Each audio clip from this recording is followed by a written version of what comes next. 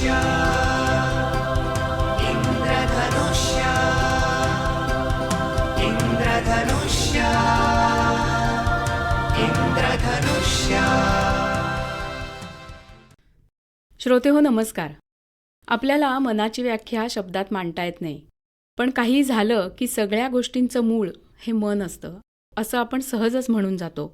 तर आज मन या विषयावरच आपण चर्चा करणार आहोत. तर त्यासाठी आपल्या स्टुडिओमध्ये आलेले आहेत डॉक्टर आणि समुपदेशक राजीव नगरकर. चला त्यांच्याशीच गप्पा मारूया. डॉक्टर साहेब नमस्कार.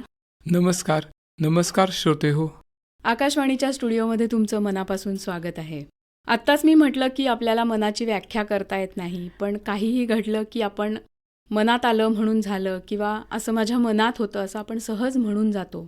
तुम्ही समुपदेशक आहात, तर मला सुरुवातीला असं सांगा की समुपदेशन म्हणजे काय आणि त्याची नेमकी गरज काय आहे? समुपदेशन म्हणजे थोडक्यात सांगायचं झालं तर कोणीतरी एक मित्र असावा असं मी म्हणतो.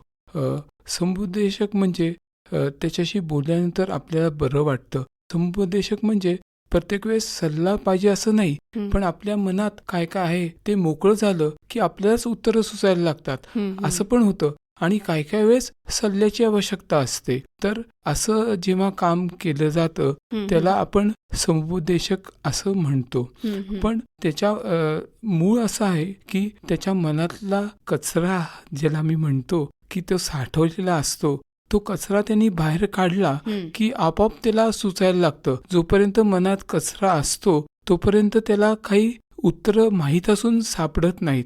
तर ते काम करण्याचं कौशल्यपूर्ण ज्याच्यावरती बाहेर काढण्याचं काम समुपदेशक करत असतो. बरोबर आहे. याची नेमकी गरज काय आहे, काय वाटतं? आताच्या काळात तर त्याची खूप जास्त गरज आहे असं मला वाटतं. पूर्वीच्या काळी त्याची गरज फारशी नव्हती, कारण प्रत्येक घरात समुपदेशक होतेच. आपले आजी आजोबा हे आपल्यासाठी समुपदेशक म्हणून सहजरित्या उपलब्ध असायचे. पण आता ते उपलब्ध नसतात ना, त्याच्यामुळे विचार कसा करायचा हे कळत नाही. आणि त्यामुळे पालकांना पण चूक काय आणि बरोबर काय हे कळत नाही. मुलांना पण चूक काय बरोबर काय हे कळत नाही. आणि समुपदेशकाची त्यामुळे महत्त्वाची भूमिका आजकालच्या पिढीला जाणवते आणि त्याचा ते आनंदही घेतात. पूर्वीच्या काळी समुपदेशक म्हणजे स्टिग्मा असा वाटायचा की मला काउन्सिलिंगची गरज आहे काय, मी काय वेडा झालो का, असं ते समजायचे आणि मग समुपदेशकाकडे जायचं टाळायचे. बरोबर. पण आता परिस्थिती बदलली आहे. आता मुलगा आपणून सांगतो की मला स्ट्रेस आलाय, मला टेन्शन आलंय, मला काउन्सिलिंगची गरज आहे. बरोबर. पण आजी आजोबा नसल्यामुळे ही गरज आता हल्ली समुपदेशकाला भरून काढावी लागती आहे आणि ती ते छान पद्धतीने भरून काढतात असं मला वाटतं. बरोबर आहे. पूर्वीच्या काळी एकत्र कुटुंब पद्धती असल्यामुळे एक स्टेज होतं ते की मनातलं मोकळं करण्यासाठीचं. येस. आज ते संपलंय. ते व्यक्त व्हायचे ना, छोट्या छोट्या गोष्टी वेळच्या वेळी बोलून टाकायच्या आणि ते व्यक्त व्हायचे, त्यामुळे मनात काही साठायचं नाही. पण त्यांच्याकडे तो सोर्स राहिला नाहीये. ते कुठे टाकायचं हे त्यांना कळत नाही आणि ते मनातच साठवून ठेवतात. बरोबर आहे. आज आपण बघतो की तुम्ही आत्ता म्हणालात तसं की डिप्रेशन, एन्झायटी, फ्रस्ट्रेशन असं आपण सहज म्हणतो की मला असं झालंय. तर काय सांगाल नेमकं त्याबद्दल? त्याबद्दल सांगायचं झालं तर हल्ली डिप्रेशन, अँक्झायटी ही कॅज्युअली शब्द वापरले जातात. अगदी त्याच्या खरं मुळापर्यंत पोचत नाही. खरं डिप्रेशनमध्ये फारशी लोक नसतात, पण सोशल मीडिया आणि अवेअरनेस ह्याच्यामुळे त्यांना वाटतं की आपण डिप्रेशनमध्ये जातोय की काय, ह्याला डिप्रेशन म्हणतात की काय, असं मला वाटतं. पण डिप्रेशन, अँक्झायटी, पॅनिक अटॅक्स हे सगळे येतात, त्याचं मूळ कारण काय आहे ह्याचा जर विचार केला तर आपल्या लक्षात येईल की त्याचं मूळ कारण हे एका सोप्या सूत्रात चाणक्यांनी आपल्याला सांगितलं होतं. त्यांनी सुखासाठी आपली धडपड व्हायला पाहिजे आणि सुखाचं मूळ कशात आहे हे चाणक्यांनी सांगितलं होतं. सुखस्य मूलम धर्माः, म्हणजे सुखाचं मूळ हे धर्मात आहे हे त्यांनी सांगितलं. आणि धर्म हा कुठलाही राजकीय शब्द मी म्हणून वापरत नाहीये, मी फार जबाबदारीने हा शब्द वापरतोय. धर्म म्हणजे आपली कर्तव्य आणि आपली जबाबदारी हे सांगणारा आपला धर्म. आणि तो जर धर्माचं पालन केलं नाही आपण, तर आपल्याला डिप्रेशन, अँक्झायटी ह्याला सहज सामोरं जावं लागणार आहे असं मला वाटतं. आता उदाहरण घ्यायचं झालं तर मी सांगतो की कॉलेजची मुलं, इंजिनिअरिंग करणारी मुलं येतात माझ्याकडे बऱ्याच वेळा. आणि त्यांना परीक्षा जवळ आली की मग अँक्झायटी, पॅनिक अटॅक्स हे यायला लागतात. किंवा रिझल्ट लागला आणि वायडी म्हणजे इयर डाऊन, हे त्यांनीच मला शिकवलं. इयर डाऊन झाले की मग त्यांना डिप्रेशन येतं. पण हे काय येतं? कारण वेळेवर अभ्यास करायला पाहिजे हे त्यांना माहिती असतं, पण ते करत नाहीत. आणि वेळेवर गोष्टी नाही केल्या म्हणजे मग काय होणार आहे? म्हणजे धर्माचं पालन, विद्यार्थी म्हणून त्याचा धर्म काय आहे? तर अभ्यास करणे, खेळणे, चांगलं खाणे आणि उत्तम झोप घेणे, हे 4 गोष्टी त्यांनी करायला पाहिजेत. पण त्या जर त्यांनी केल्या नाहीत तर त्यांचं अधर्माचरण होतं आणि मग नैसर्गिकरित्या त्यांना डिप्रेशनला सामोरं जावं लागतं असं मला वाटतं. खरंय, अगदी खरंय. थोडक्यात आपलं मानसिक आरोग्य ठेवणं हे आपल्याच हातात आहे. तुम्ही जसं म्हणालात तसं धर्माने वागलं तर हो. ते आरोग्य नक्कीच चांगलं राहील. नक्कीच. सर, आपण असं बघत असतो की आज आपली जी लाईफस्टाईल आहे, हम्म. जीवनशैली आहे, हो. तर त्यामध्ये तणाव असतोच. बरोबर. पूर्वीही होता, बरोबर आजही आहे. आहे. आज त्याचं स्वरूप थोडं वेगवेगळं आहे. कारण असं म्हटलं जातं की हां, तेव्हाचं आणि आत्ताचं याच्यात खूप फरक आहे. पण ह्या सगळ्या तणावामुळे काय होतं, आपण गोंधळून जातो. हो. आणि मग त्याचं व्यवस्थापन नीट झालं नाही की मग त्याचे परिणामही सगळे वेगवेगळे होतात. आपल्याला जो हवा तो परिणाम आपल्याला मिळत नाही. तर हा तणाव कसा मॅनेज करायचा? आता सोपं मी सांगतो. पहिली गोष्ट म्हणजे आपण एक गृहीत धरलेलं आहे की प्रत्येक गोष्टीत आपल्याला तणाव निर्माण होणारच आहे. तुम्ही पण प्रश्न विचारताना मला विचारला की तणाव मॅनेज कसा करायचा. पण आपण हा विचारच करत नाही की आपण तणावमुक्त कसं होता येईल, हे विचार नाही करत. आधी मला वेगवेगळ्या ठिकाणी बोललं जातं ते स्ट्रेस मॅनेजमेंट, म्हणजे माझ्याकडे पैसा रोज येतो त्याला मॅनेज करायचा म्हणून वेल्थ मॅनेजमेंट. माझ्याकडे रोज वेळ आहे म्हणून मॅनेज करायचा टाईम मॅनेजमेंट. तसं माझ्याकडे रोज स्ट्रेस येतोच आणि तो मला मॅनेज करायचा आहे फक्त, आणि याच्यासाठी तुम्ही मार्गदर्शन करा. पण आपल्याला तणावमुक्त कसं होता येईल याचा शोध घ्यायचाच थांबलाय असं मला बरोबर आहे. वाटतं. म्हणजे दुसरी बाजू फार महत्वाची आहे. हां, आणि ती दुसरी बाजू फार महत्त्वाची आहे. याच्याकरता आपल्याला एक सूत्र सांभाळायला पाहिजे, ते म्हणजे अनकंडिशनल एक्सेप्टन्स. आपल्याकडे अनकंडिशनल एक्सेप्टन्स जर डेव्हलप झाला तर आपलं तणावमुक्त व्हायला लागतो. आता एक सोपं उदाहरण मी सांगतो. काही जण लग्न झाल्यानंतर जेजुरीला जात असतात आणि जेजुरीला जात असतात त्या दिवशी त्यांना नवऱ्या मुलीला, नवीन नवरी जी असते त्याला उचलून 12-15 पायऱ्या चालत जायचं असतं. आणि त्या दिवशी तो नवरदेव स्वतःला हिमॅन समजत असतो आणि तो नवऱ्या मुलीला उचलतो. नवऱ्या मुलीचं साधारण लग्नाच्या वेळेस वजन काय असं विचारलं तर आपापल्या कल्पनेप्रमाणे उत्तरं सांगतात मुलं आणि मुली पण.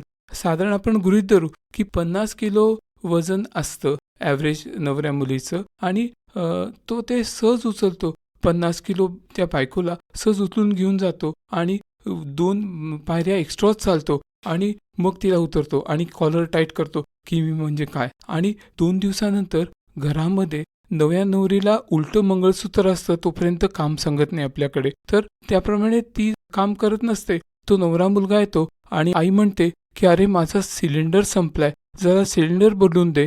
तर तळमजल्यावर गॅस सिलेंडर असतो आणि पहिल्या मजल्यावर किचन असतं. तो खाली जातो, एका मित्राला घेऊन येतो आणि दोघं मिळून भरलेला सिलेंडर वरती आणतात आणि खाली रिकामा ठेवतात. तर भरलेला सिलेंडर 28 किलो वजनाचा असतो. त्याला आई कौतुक करते त्याचं की अरे लग्न झाल्यानंतर सुद्धा तू माझं ऐकलंस म्हणून पहिलं कौतुक करते. आणि मग सिलेंडर आज तू बदललास तर तुला मित्राची गरज पडली. त्या दिवशी 50 किलोच्या बायकोला उचलायला तुला कुणाची मदत लागली नाही रे, तू कुणाला बोलवलं नाहीस रे. तर त्यांनी 50 किलोच्या बायकोला उचलायचं हे गृहीत धरलं होतं, हे स्वीकारलं होतं. त्यामुळे ती जड गोष्ट सुद्धा त्याला हलकी वाटली आणि स्वीकारलं नव्हतं. माझा जन्म काय सिलेंडर बदलण्यासाठी झाला आहे का?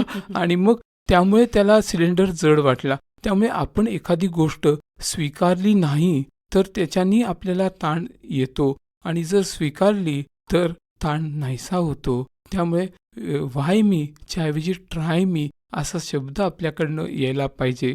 आणि मग असं जर झालं तर तणाव येणारच नाही. पण तणाव अशा पद्धतीने येतो आणि त्याला आपण कसं सांभाळायचं, कसं सामोरं जायचं, ह्याचं एक सोपं सूत्र मी सांगितलं की जर आपल्या आवाक्यात गोष्ट नसेल तर ती स्वीकारायला पाहिजे आणि आवाक्यात जर असेल तर त्याच्यावरती काहीतरी करायला पाहिजे. समर्थांनी सांगितलंच आहे, केल्यानी होत आहे रे, आधी केलेची पाहिजे. अगदी खरं आहे. आणि यज्ञ तो देव जाणावा, अंतरी धरिता बरे. म्हणजे यज्ञ म्हणजे समर्थांनी एफर्ट्स म्हणजे गॉड, आणि आपल्या हातातच आपला गॉड आहे, आपला देव आपल्या हातातच आहे आणि आपण प्रयत्न करायला पाहिजे असं समर्थांचं आपल्याला सांगणं आहे. अगदी अगदी छान छान सांगितलं तुम्ही. आणि खरीच गोष्ट आहे की आपण आपला स्ट्रेस मॅनेज करण्यापेक्षा जे आहे ते स्वीकारलं की पुढे जाणं खूप सोपं होतं. बरोबर ना? बरोबर. सर, आज आपण बघतो की आज असं नाही, एकंदरच घरातलं वातावरण नेहमीच आनंदी ठेवावं हे वाक्यात लिहायला खूप सोपं असतं, पण असं होत नाही. अप्स अँड डाऊन्स चालूच असतात. कधी कधी असं होतं की घरातलं वातावरण दीर्घकाळ खराब असतं. या सगळ्याचा परिणाम आपल्या मनावर होतो आणि ॲटोमॅटिकली मनावर झालेला कुठलाही परिणाम आपल्या प्रत्येक कामावर होत असतो आणि मग त्याचं जे रिझल्ट आपल्याला हवे असतात ते आपल्याला हवे तसे मिळत नाहीत. तर हे जे सगळं आहे की घरातलं जे बिघडलेलं वातावरण आहे आणि यामुळे आपल्या मनावर जे परिणाम होतात, ह्याचं सगळ्याचं व्यवस्थापन आपण कसं करायचं? याचं सगळ्याचं व्यवस्थापन आपल्याला करायला 1-2 सोपे उपाय मी सांगीन. ते पटले तर आपण स्वीकारायचे आणि नाही पटले तर नाकारायचे. आपल्याला सवयच आहे, ऐकावे जनाचे, करावे मनाचे, त्याप्रमाणेच आपण वागतो. पण तरीसुद्धा आपण सांगतो की साधं एक सोपा उपाय त्याच्यावरती, म्हणजे समर्थांनी आपल्या 3 गोष्टीवरती काम करायला सांगितलेलं आहे.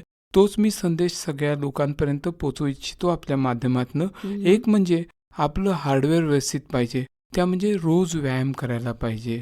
रोज व्यायाम केल्याने हॅपी हार्मोन रिलीज होतात. त्यामुळे आपल्याला हॅपी हार्मोन आपल्याकडेच असतात, ते कुठे बाहेरनं मिळत नाहीत, तर ते आपल्याला निर्माण करायचे असतात. त्याच्यासाठी व्यायाम करायला पाहिजे, त्याच्यासाठी सूर्यनमस्कार रोज घालायला पाहिजेत. मी सगळ्यांना आवाहन करीन की रोज 12 आणि 13 सूर्यनमस्कार रोज घालावे. 12 स्वतःसाठी आणि 13वा राष्ट्रांच्या जवानांना समर्पित करावा. त्यांच्यासाठी एक नमस्कार तुम्ही घालायला पाहिजे. आपलं कर्तव्य त्यांच्या प्रती आहे काहीतरी, तर ते आपण एक सूर्यनमस्कार त्यांना समर्पित करून आपण आपलं कर्तव्य करूया असं मला वाटतं. हार्डवेअरवर काम करूया. दुसरं त्यांनी सांगितलंय सॉफ्टवेअरवर, आणि सॉफ्टवेअरवर काम करायचं झालं तर मनाचे श्लोक त्यांनी निर्माण केलेले आहेत. आपले साधे मनाचे श्लोक, नको रे मना क्रोध हा खेदकारी. आपल्याला हा श्लोक ऐकल्यानंतर लगेच पटतं की क्रोध केल्याने खेद निर्माण होतो आणि आपल्याला आपण अनुभव घेत असतो, आपण इन्फॉर्मेशन गोळा करतो, नॉलेज नाही. आपल्याला सगळ्यांना माहिती आहे की शब्द निवडून बोलावा, पण आपण बोलताना मनात येईल ते बोलून जातो आणि मग आपण त्याच्या परिणामांना भोगत असतो. जनी सर्व सुखी असा कोण आहे, विचारी मना तुची शोधनी पाहे, मना त्वाची रे पूर्व संचित केले, तयासारखे भोगणे प्राप्त झाले. Let us take ownership of everything in our life. म्हणजे आपण जे काय आहोत त्याची ओनरशिप आपल्याकडेच आहे हे आपण पहिल्यांदा स्वीकारायला पाहिजे आणि मग त्याप्रमाणे आपली मनाची धारणा होत जाईल आणि मग आपलं मन व्यवस्थित काम करायला लागेल असं मला वाटतं. सर, मला असं सांगा की आज आपण बघतो की माणसांना जबाबदारी नको असते आणि या सगळ्याचा परिणाम असा होतं की मग माणूस एकटा पडायला लागतो, एकटा आयुष्य जगायची वेळ येते. याबद्दल सांगा. हल्ली छोट्या छोट्या गोष्टींवरनं जबाबदारी घ्यायची टाळतात लोक, हे लक्षात येतं. तेच त्यांना सांगायला पाहिजे की आपली कर्तव्य आणि आपली जबाबदारी आपण घ्यायला पाहिजे. एक सोपं उदाहरण सांगतो की डिंक नावाची कन्सेप्ट सॉफ्टवेअर इंजिनियर्समध्ये प्रचलित आहे. म्हणजे डबल इन्कम नो किड्स. म्हणजे जबाबदारी घ्यायची नाही त्यांना, त्याच्यावरनं डबल इन्कम नो किड्स. म्हणजे मुलाची जबाबदारी कोण घेणार हे त्यांच्या विचार करण्याच्या पद्धतीत फरक पडला आहे हे जाणवतं. थोडक्यात तुमचे विचार तुमच्याजवळ असतातच, पण अजून त्याच्यामध्ये आणखीन विचार येण्याची गरज असते. आणि या पद्धतीने जर आपण नेहमीच राहिलो तर आपलं मन पॉझिटिव्ह राहायला मदत होईल. आणि हे जे काही सगळे गुंतागुंतीचे प्रश्न आहेत मनाबद्दलचे, हो, हे येणारच नाहीत. सर, तुम्ही इथे आलात आणि खूप छान माहिती आमच्या श्रोत्यांना करून दिलीत. त्याबद्दल आकाशवाणी परिवारातर्फे मी आपले आभार मानते. धन्यवाद. धन्यवाद.